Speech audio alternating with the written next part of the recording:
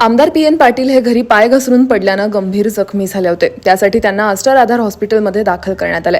यावेळी त्यांच्या डोक्याला जोराचा मार लागल्यानं कालच त्यांच्यावर शस्त्रक्रिया करण्यात आली आहे. सध्या त्यांच्या तब्येतीत सुधारणा होतीये, त्यामुळे त्यांच्या प्रकृतीबाबत कोणत्याही अफवांवर विश्वास न ठेवण्याचं आवाहन त्यांचा मुलगा जिल्हा परिषदेचे माजी अध्यक्ष राहुल पाटील यांनी केलंय. आमदार पी.एन. पाटील यांच्यावर मुंबईचे सुप्रसिद्ध न्यूरोसर्जन डॉक्टर सुहास बराले यांच्या मार्गदर्शनाखाली डोक्यावर शस्त्रक्रिया करण्यात आली आहे. 19 तारखेला सकाळी 8:30-9 वाजता पी.एन. साहेबांचं घरी बाथरूममध्ये चक्करून पडले आणि पडत्यावेळी त्यांच्या डोक्याला इजा झाली. ते समजल्यास त्यांना तातडीने आम्ही एम आर आय स्कॅनसाठी नेलं. तिथं MRI स्कॅन करत असताना असं समजलं की त्यांच्या मेंदूमध्ये रक्तस्राव झाला.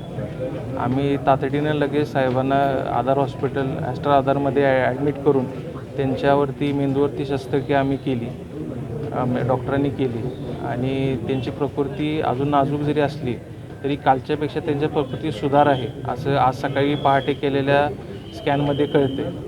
तरी मला सर्वांना साहेबांच्यावर प्रेम करणाऱ्या सर्व कार्यकर्त्यांना असं आवाहन करायचं आहे की साहेबांची प्रकृती नाजूक आहे, खरा सुधरत आहे. त्यामुळे कुठल्याही आव्हानावर विश्वास न ठेवता साहेबांच्या प्रकृतीसाठी आपण सर्वांनी ईश्वरचरणी प्रार्थना करावी.